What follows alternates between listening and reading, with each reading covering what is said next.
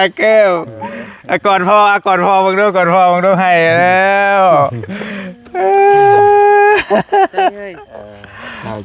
ให้นะผมเคยเห็นน้อยให้ดีใจทดสอบก่อนโอ้ยคือเว้ยฮะไปกันกบบ่ใส่กันหน้าพี่เลยโอ้ยบุญมันจับยากเด้อปุ๊บ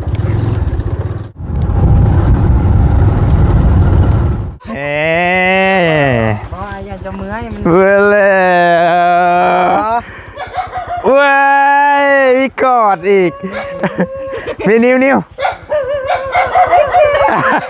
อุ้ยอีเจ๊วะทำไมล่ะเดี๋ยวยังเกาะเดี๋ยวมึงเจอผัวกูไปขออนุญาตอยู่นี่บ่เปื้อนนะมาเลยโอ้อยู่นี่เปื้อนนี่ดิ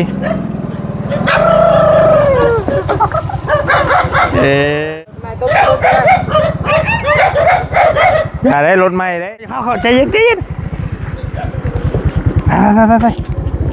ไปค่อยๆไปเลย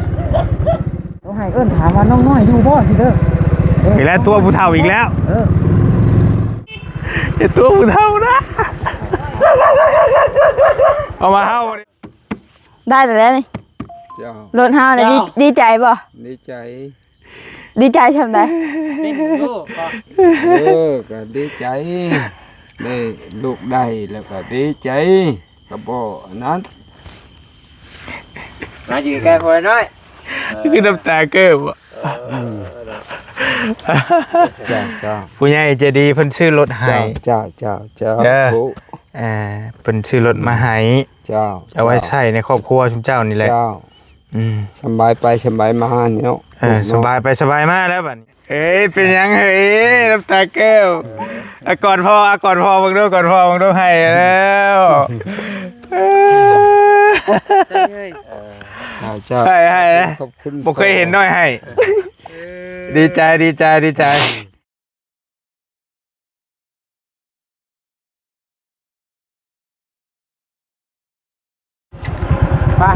บางเดี๋ยวแป๊บนึงทดสอบก่อนโอ้ยคือเว้ยฮะไปกันกบบ่กันหอยพุทธีหอยจูบหอยกว้างนะยังบ่ทันมีติพี่น้องบอลลี่กำลัง15กันออกหน้าน้องน้อยเนาะขออนุญาตได้ลายบุกกลางคืนเลยพออื่นบอลลี่บอกว่าห่างจะเอาไปเซอร์ไพรส์เมย์แล้วอยู่นะพอก็เมย์เราอยู่นะเอารถคันใหม่นี่แหละไปกับไปกันหลายคนอยู่น้องต้ากับไปน้องนิ้วแล้วก็ไปทำกัน4 คนนะเอารถบอลลี่มาฝากไว้เถียงแล้วนี้เพิ่นมีคนนอนอยู่แล้วก็พอรถบอลลี่เข้าบ่ได้เด้ไปเดินทางเอาบอลลี่สิซ่อนน้ำน้องต้าเพิ่นรถยางรถสูบมาดีอยู่ป่ะอันนี้แฮงได้เห็นว่ารถใหม่อีกอะเฮ้ยเนาะได้อยู่รอบขนาดแต่น้อยหนึ่งป่ะไปท่าน100ดิใกล้แล้วยังน้อยหนึ่งใกล้แล้วกี่เมือกบ่แท้บ่เฮ้ยนี่กี่ตุ่มนี่ก็ได้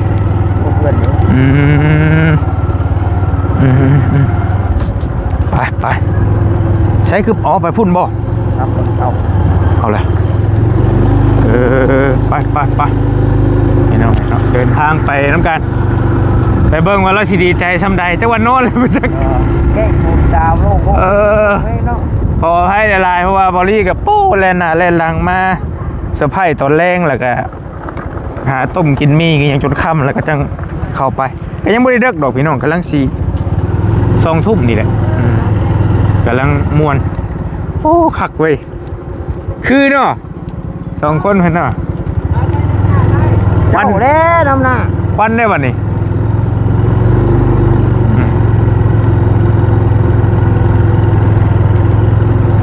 นี่แหละพี่น้องทางครับกันรถไฟฟ้ากับโบโมน้องน้อยแม่ต้องรถจักรก็ต้องรถมีเกียร์ได้ต้องรถคลิกรถอย่างกับโบโมอีกต้องรถเวฟนี่แหละรถมีเกียร์นี่แม่ก็ขึ้นรถขึ้นน้องบี้ได้อยู่กะมีคนกุ้มเนาะโดยเข้าเหนียวไปโดยฝนก็ถือว่าไม่ได้ตกหลายมือแล้วทางนี้ บรรยากาศท้องฟ้าปลอดโปร่งมื้อนี้ก็ตกพี่น้องเอ้ยอันนี้ทำมีหมู่เด้มื้อนี้ก็บรินัดน้องตาเพิ่นบอกจะพาเมื่อเด้อมีแนวเซอร์ไพรส์มีแนวคุยนำหั่นน่ะอันนี้แหละมาเซอร์ไพรส์น้องเพิ่นนำกันบ่ได้เปื้อนนี่ บ่ได้เพื่อนแต่ว่าพูดมันทางพูดให้ อ๋อ มันเรื่องนี้น่ะธรรมดา มันบ่กุกกิ๊กอันนี้ โดยไปดุบไต่กันหน้าพี่เลย โอ้ยพูดมันจับยาก โดย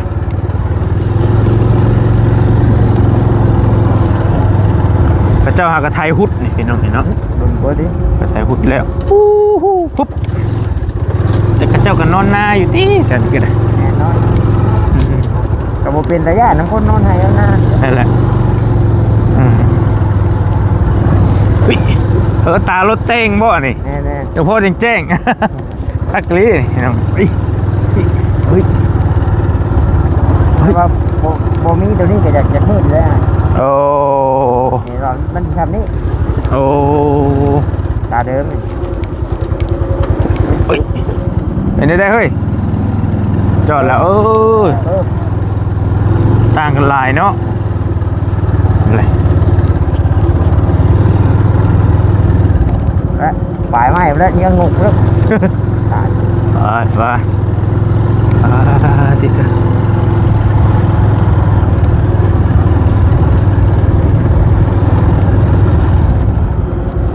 เฮ้ยกลับมานี่ก็ต้องจะได้มาส่งน้อยอีกพี่นะนะ ไปชมน้องกันอยู่ เพราะว่าเอาสิอัด3มาก็ยันบ่ได้บ่รีบกินรถเปย์แท้ๆ ทางง่ายให้เลยพ่อโดนบันไดกันโยกไป เฮ้ยเยอะ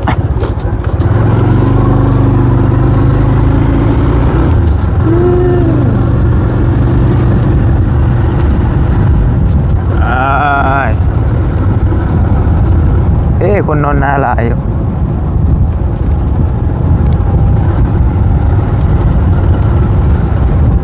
ปิ้ว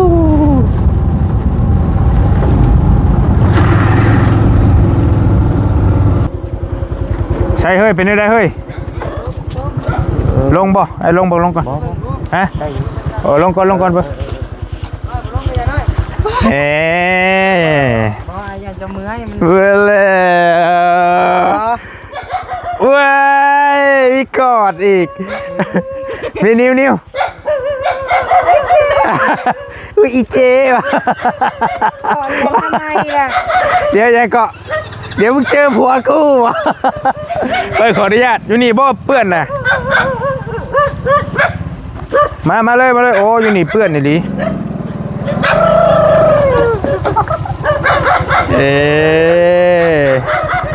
มาลงก็ได้ตัวนี้มาเลยมา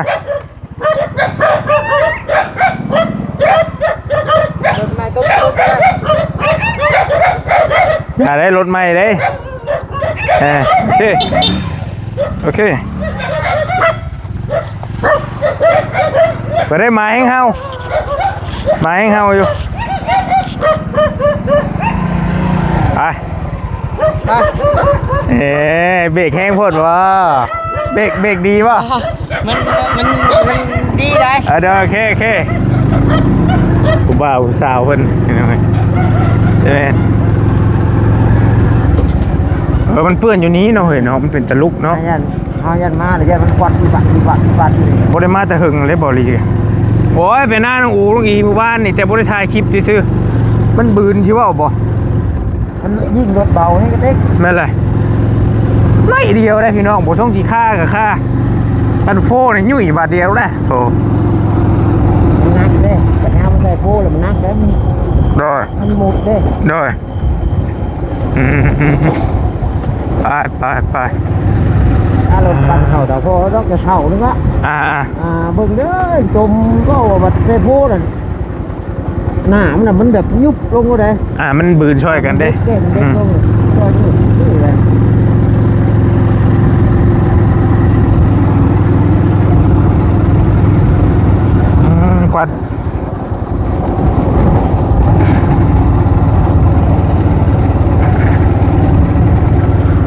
บุกกลางคืนเลยเห็นน้องไงเนาะ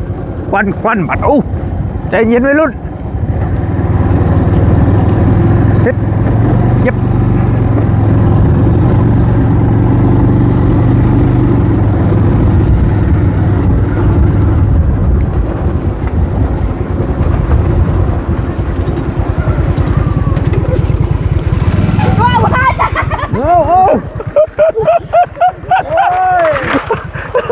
นี่แหละเมียมันขึ้นกับพันนะ โอ้ยเว้ยเลย จีบแล้วจักชงนะ โอ้ยเว้ยเลยอย่าพาเขาใจเย็นไปค่อยๆไปเลย นิ้วต้องให้เอิ้นถามว่าน้องน้อยอยู่บ่สิเด้อ อีกแล้วตัวผู้เฒ่าอีกแล้ว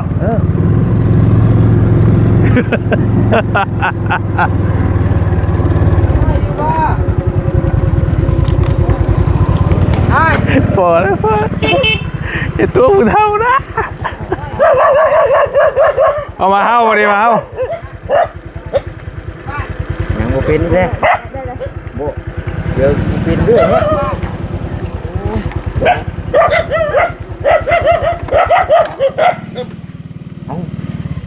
ไอ้บ้านนี้ อยู่ตรงไหน ลงมาหาวแน่ แม่เลยเอาแล้วนอนตี แม่เด้ค่ะมาแม่เด้ เมื่อบ้าน บอกอะไรบอกไปอ่ะไปแม่ ลงมาดู แม่มาบ้านใช่ปะ มาแม่เด้ เป็นมือบ้าน เอ้า เอาไปขายเห็ดขาย แล้วเราเข้ามานอนบ้านเลยพอไหนก็ได้แล้วบอกกันได้แล้ว เสียงเหี้ยมักเจย แม่โตอารมณ์กระตาตอนช็อต เห็นเนาะอยู่แต่ประตูบ่เราฮีดเสือกัน คิดเชื่อขึ้นนะ ใส่เสือเพราะว่าแต่เก่าผู้ใหญ่บ่เป็นยังแก้เสือแต่ก็บ่อยากให้แก้หั่นนะคือหูหั่นแหละแม่ฮอดแล้ว เพิ่นสิจังได๋คักไอ้แฮง แฮงบ่บ่ได้แล้วเพิ่นมีแนวกันดอกเราจะเสือกัน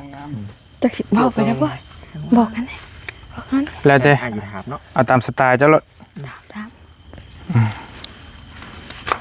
โอ้งามแล้วพ่อเอ้ยคักแล้วบาดนี่โอ้ยมาให้จำให้ คือนอนไว้แฮะ เอาแม่ แม่ บ่อ เมื่อยู่ บ้าน ติ บ่ จ้าง ตก พอ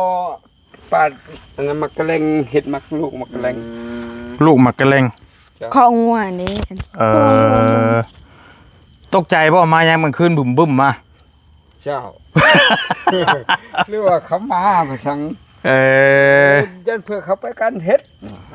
คิดว่าคนไปก้านเฮ็ด คิดว่าข้าวเผากันโอ้ติ ฮู้อยู่บ่สิพามาหยัง แล้วกับพ่อแล้ว เฮ็ดได้บาดนี่ แม่ก็บ่อยู่ แม่ตู้บ่อยู่กินนี่จะว่าได้กินนี่จะว่าได้ เท่าแม่ ถามหาทำไมบ่แม่นถามหาน้องน้อยแม่นบ่ ถามหาน้องน้อยก็ถามเลย ทำหาน้อง กินข้าวแรงแล้วบ่ เจ้า บอกว่าก็พอแบบใดบอกมาหยังกลางค่ำกลางคืน ความพันเฮาบ่ บอกได้ๆบอกรถว่าก็พ พ อ อเขาพันห้าเป็นจริงแล้วได้ แนี่ไหน เนี่ยได้ มันแสดงละครเนี่ย ก็เราก็บ่จักได้บัดก็บอกแล้วเราบ่จักเนาะ ได้แต่แล้วนี่ เจ้าร ถห้าเลยดีใจบ่ ดีใจ ดีใจทำได้ เป็นลูกก็ ก็ดีใจได้ลูกได้แล้วก็ดีใจก็บ่นั้น มาอยู่ใกล้พ่อน้อย คือน้ำตาเกิบ จ้า ผู้ใหญ่ใจดีเพิ่นซื้อรถให้ เจ้า เพิ่นซื้อรถมาให้ เจ้า เอาไว้ใช้ในครอบครัวชุมเจ้านี่แหละ เจ้า สบายไปสบายมาเนี่ย สบายไปสบายมาแล้วบัดนี้เด้อ เจ้าก ล้าซ่อนอยู่บ่นี่ ฮะ กล้าซ่อนอยู่บ่ ซ่อนบ่ เป็นถ้าเป็นแข็งนี่ คุยพอมันร้อยโพดแล้วมันบ่ได้ยันผ่าน คุยรถนอกชายก็ไปกันล่มเลยเงงลงไปก็ตึ้มลงไปก็โมโหควันอยู่หน้าหำใต้ขึ้นละงายเลยโอ้ย เอาช่อนรถอ้ายไปบ่เอ้ยเป็นยังเฮ้ยน้ำตาแก้วก่อนพอบังดูให้แล้วเจ้า ให้นะ ขอบคุณ บ่เคยเห็นน้อยให้ดีใจ คิดเองเลยบ่ได้ซัก ดีใจน้ำลาย เจ้า ๆขอบคุณเพิ่น เข้าใจอยู่นะ ตื่นตันเจ้า อยากได้มาแต่หึงเลยเนาะก็ขอโทษหลายๆเฮามารบกวนกลางคืนเพราะว่าเฮาหันมามอบให้น้องเพิ่นตอนวางแรงนี้ เจ้า เลยก็เลยว่ามื้ออื่นน่ะเฮาบ่ว่างก็เลยอยากเอามาบอกข่าวเจ้าว่าเฮาซื้อรถใหม่มาให้เด้อหั่นนะมื้ออื่นน่ะเฮามีเวียกไปมาค่ำนี่มื้อนี้ก็ได้ก็เลยพานึกว่าแม่เพิ่นอยู่หน้าแม่ก็บ่อยู่ติ แม่เมื่อบ้านเมื่อบ้านให้เห็นพ่อแล้วให้จ้อย ทั้งชื่อทั้งนั่นแหละพ่อแม่ใจดี พอแล้วจนชันเข้ามา เกิมได้ผู้นี้ก็เกิมได้กินอันนอนแล้วบ่กินหรือยังอยู่ ยังกลางมุ้งยุงมาคบปุบปับอยู่กลางมุ้งเลยปาดอันนั้นใช้รถจักรดงมันอะไรลอกชี้ใช้เห็นมะเร็งมันหนาเป็น ใช้มะเร็งงัว ขึ้นนั่งได้บ่นั่งชื่อนี่ได้อยู่บ่ ได้ เอาลองนั่งเบิ่งดูลองนั่งให้ลูกหลานเบิ่งดูขึ้นมานั่งให้เบิ่งมานั่งนี่มานั่งเอาข้ามเอาคูณขึ้นนั่งเบิ่งขึ้นนั่งเบิ่งขึ้นนั่งเบิ่งบ่ปดเกิบกัน เราเฮ้ยโอเคบีบแต่เบิ่งดูจัก3 บาทนี่เพิ่นนี่เจ้าโคมนี่โคมเขานี่โคมเขารถ คมนี่บ่ โอ้ย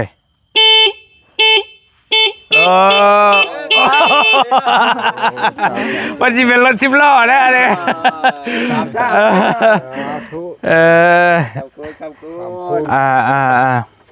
บใจลูกใจเต้า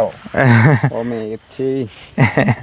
มีแต่เอื้อยใจดีเพิ่นเอื้อยผู้ใหญ่ใจดีเพิ่นอยู่แขวงบ่อแก้วเด้อเพิ่นอยู่แขวงบ่อแก้วเพิ่นอยู่บ้านต้นเพิงอยู่เมืองต้นเพิงอยู่แขวงบ่อแก้วเพิ่นเห็นคลิปเฮาถ่ายน้องน้อยนี่แหละคลิปทีมงานถ่ายแล้วเพิ่นก็บาปเพิ่นก็เลยฝากเงินมาให้เฮาหันซื้อรถมาให้นะเห็นน้องเพิ่นย่างลบไปลบมาอยู่ไปหันไปนี่ก็มีแต่ย่างว่าซั่นเพิ่นก็เลยฝากให้ซื้อมาให้ก็เลยว่าอยากมาแจ้งทางเจ้าให้แล้วยันว่าบ่ฮู้หั่นนะจะมีแต่น้องน้อยขี่มาพูดกับแม่ตื่นอีกนะแม่บ่จักอีกบัดนี้เนาะจักอีกเดี๋ยวเฮาเองแม่นั่น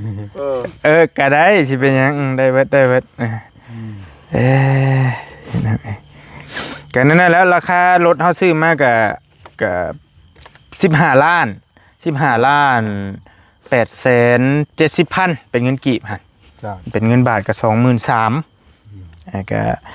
เป็นรถมือหนึ่งเด้อพอเด้อรถมือหนึ่งเขาซื้อในห้างเลยรถถูกต้องตามกฎหมายเด้อบ่แม่นรถลักรถหยังบ่รถมือหนึ่งอย่างดีมีหนังสือคักแน่มีแต่มื้อหน้าแล้วเฮาสิให้ยังบ่ได้ป้ายเนาะยังแล้วรถใหม่บ่ มีแต่หนังสือซื้อขายอยู่ในรถอ้ายเอกสารใบซื้อขายอยู่ในรถอ้ายเพิ่นแล้วมีแต่มื้อใดว่างแล้วสิให้น้องๆเพิ่นไปแล่นเป็นชื่อเจ้าให้ใส่เป็นชื่อน้อยเลยเนาะน้อยใช้ชื่อน้องอิ้วพ่อแม่ใช้ตะกี้หันป้าใช้หันใช้กิ้วคอยห้องน้อย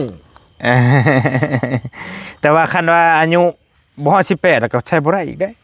ฮอดแล้วบ่18กันฮอด18แล้วก็ใช้ได้ถ้า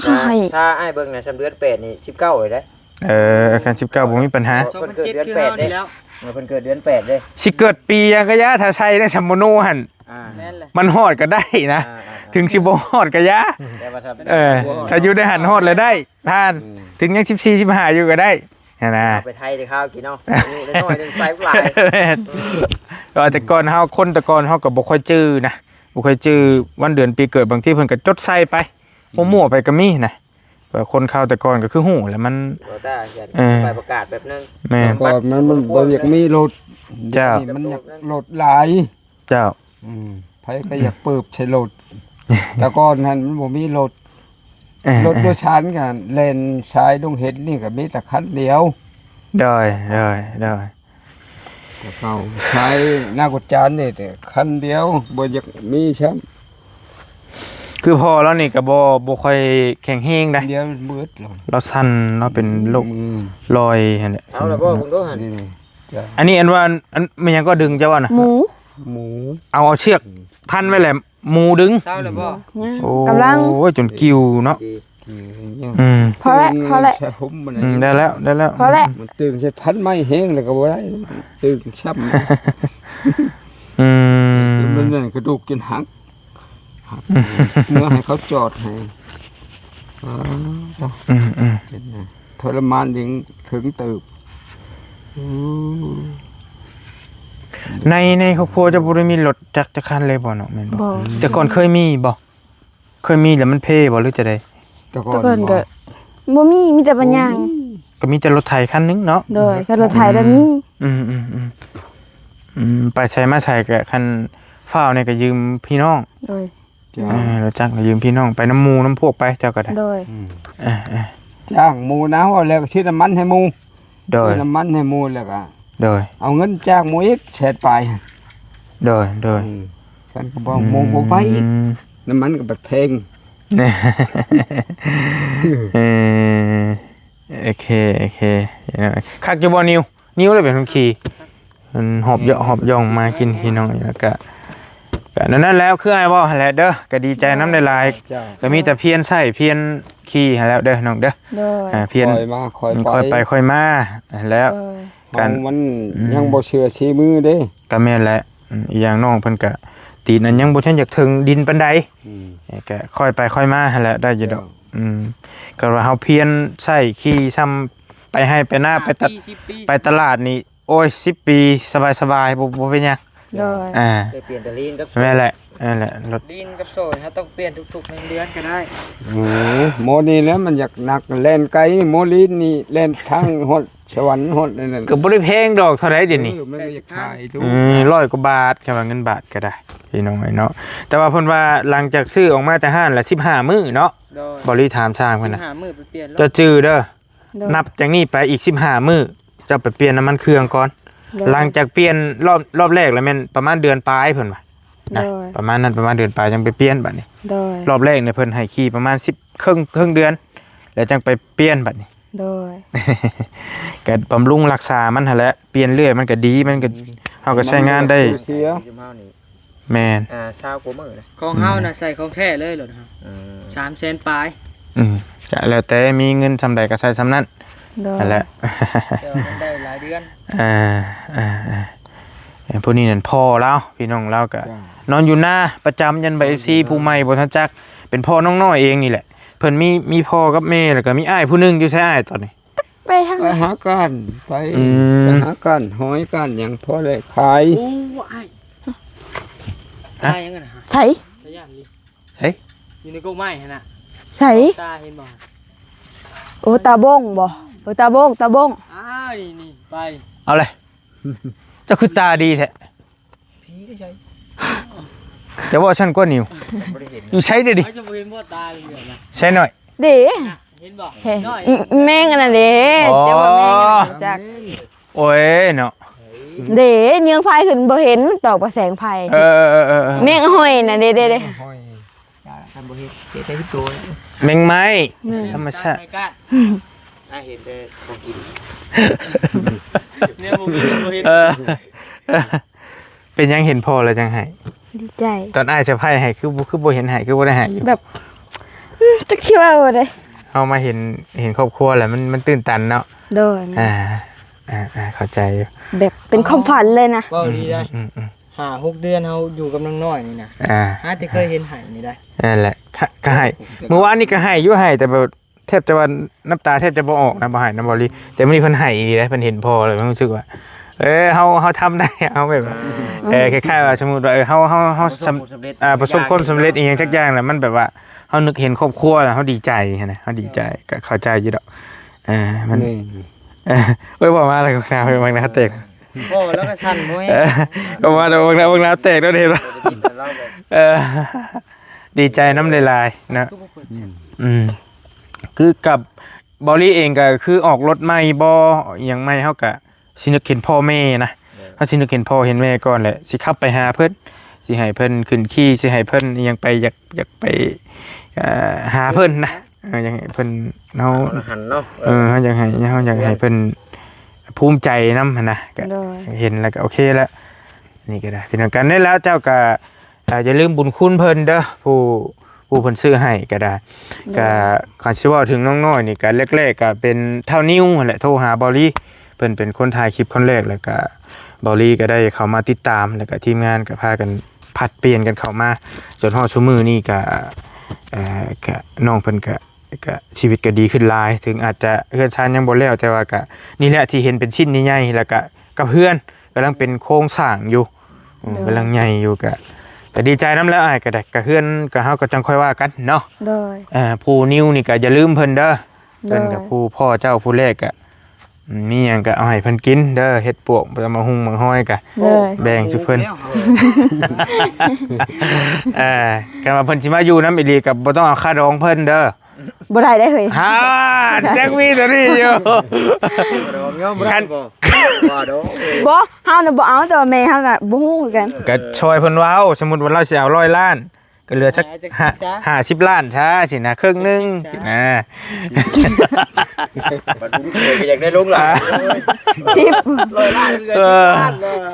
อันนี้ทางหยอกซื่อดอกพี่น้องเดี๋ยวสิหาว่าทวงบุญคุณอีกบ่แม่นก็ทางว่าหยอกน้องเพิ่นแต่ว่าก็บ่ให้ลืมบุญคุณที่ทางผู้ใหญ่เพิ่นซอยแล้วก็ทางอ้ายๆเพิ่นซอยนะก็บ่ให้ลืมเด้อก็นั่นแหละมีหยังก็บิแบ่งให้เพิ่นซ้ำเฮามีหั่นแหละจังใดก็ได้คือบริเองก็มาช่วงนี้ก็ดนมาเชื่อมันก็บ่ค่อยว่างในเล่นหน้าเล่นหลังอันนี้ก็เลยว่าอยากแล่นมาบอกพ่อเล่าว่าเดี๋ยวสิมอบให้น้องคือว่าพ่อบ่รับรู้นำจังซี่นะมาบอกเราให้รับรู้นำกันก็มีแต่ค่อยไปค่อยมาให้เราขี่ก็ได้เด้อน้องก็ได้มีรถก็ดีอย่างเสียอย่างได้พี่น้องเอ้ยเนาะบางทีปวดได้รถใหม่ปวดอยากขี่โยห้าวบ่ได้แล้วบ่น้องพันธุ์ดูพลานก็ลายเพแล้วนั่นก็ได้ห้าวน้ำรถใหม่น่ะขี่อย่าบ่ตีน้องเพิ่นดอกมันได้รถแล้วมันปวดเด้แต่ก็เจ้าก็พอเป็นอยู่เนาะพอได้อยู่แต่ก็ยังบ่ถนัดบ่เซียนเฮายังบ่เคยคุยยังบ่เคยจับพ่อนี่ก็ขี่บ่ได้เลยเนาะแต่อ้ายเจ้าได้อยู่ได้โอเคพาเมย์กล้าว่าสอนเมย์ได้บ่พาเมย์ไปตลาดดงเห็ดดงยังนี่แรกๆนี่ยังบ่ได้ต้องฝึกก่อนเนาะโดยให้มันถนัดก่อนถนัดก่อนก็มันก็ทางช่องแยกช้ำแยกเจ้าก็ได้หมู่มันเจ้าก็ได้รออีกบาทเข้าไปก็นั่นแหละก็ใจเย็นๆเด้อขี่รถฮะก็แซงหมู่ก็บ่ได้รถยาวมันบ่ว่ามันอยากจูบได้10 ล้อเฮ็ดบาทเดียวเท่านั้นรถ10 ล้อก็ครึ่งมันบ่อยากแพ้ได้แต่เฮาย่างกายทางนี่มันก็ยังจูบวิวโดยแต่ว่าก็ไอ้มองเห็นแล้วเจ้านี่ต้องสอนบัดอยากไปตลาดก็แม่อยากไปก็ต้องพาเราไปสอนเราแพ่งไปแล้วโดยตลาดตะลีหรือว่าไปขายนะซื้อน้ำอยากกินมีเฮ็ดก็แล่นไปขายสมมุติว่าอยู่นอกนี่แหละเห็นครับสมควรแก่เวลาเนาะเฮามื้อป้าเด้ออันนี้เด้อมันดึกโดยบ่รบกวนแล้วพักผ่อนซะเจ้าก็ได้บัดนี้แล้วมีแต่รถนี่เจ้าสิเฮ็ดได้บัดนี้มื้อเฮือนอีกเนาะโดยมื้อเฮือนคือเก่าเลยแม่ยังบ่ฮู้เลยก็ให้นิ้วเขามาส่งก็ได้ให้นิ้วเขามาส่งแล้วก็ว่าอันนั้นอาจสิตามเขามื้อนำกันก็ได้เพราะว่ายันมันมืดเด้ยันมันดึกยันอันตรายเดี๋ยวสิคอยขี่รถใหญ่ตามหลังมื้อแล้วก็จังว่ากันได้ก็ได้ตัวกระติกกระตักนี่เด้ปะไว้นะแล้วมันถือหอบไปหอบมาเอาตัวเสื้อเสียนี่เด้หมกกันนกเสื้อก็เนาะหมวกกันน็อกก็คันว่าเจ้าบ่ทันใส่ก็ ปะนี่ขนม เลยแน่ก็ได้ ผมขอบคุณดี นี่เจ้าจะให้พ่อป่ะ โดย อันนี้เดี๋ยวเจ้าจะใส่เองนี่ เอาใส่ผม โอเค เสียนั้นมันยังเจ้าหลุดมันจังคือ ขั้นแรกในชีวิตเลยเนาะนี่เนาะ ขั้นแรกเลยขั้นแรกในครอบครัวเลยนะ โดย เฮ็ดทับอย่างดีได้ มืออื่น ดีๆเด้อ อื่น บืน ไปผูกแขนอยู่เฮือนใหม่เด้อพ่อเด้อ เจ้า กาชุ่มเจ้าอยู่กับเฮ็ดน้ำมาน้ำน้องเพิ่นนั่นแหล้วอยากเฮ็ดน้ำเพิ่นเพราะว่าบืนอ้ายบ่ได้อยู่เฮ็ดรถตามสบายรถ โดย คืนวันยังมื้อนี้วันจันทร์มึง คาน วันค้าน มื้อนี้วันจันทร์บืนวันค้าน มื้อนี้วันจันทร์ ตัวบืนวันค้านผูกเอาก็บ่มีหยังหลายดอกเฮ็ดก็อยู่เฮือนใหม่พุ่นละดีเฮ็ดอยู่ที่ใหม่พุ่นแหละ ใหม่รถเนาะ ไปสะดวกมาสะดวกเนาะ โดย นั่นเด้ออยู่ดีมีเฮงเด้อเด้อพ่อเด้อ ขอบคุณ ไปก่อน เด้อไปพี่น้องเอ้ยดีใจน้ำน้องเพิ่นได้หลายเนาะให้ขี่แล้วก็ให้เป็นรถค่ำรถคูนนั่นล่ะเด้อ โดย ให้มานเงินมานทอง ไปทางใดก็ตลอดปลอดภัยสวัสดีพี่น้องบ๊ายบาย บ๊ายบาย บาย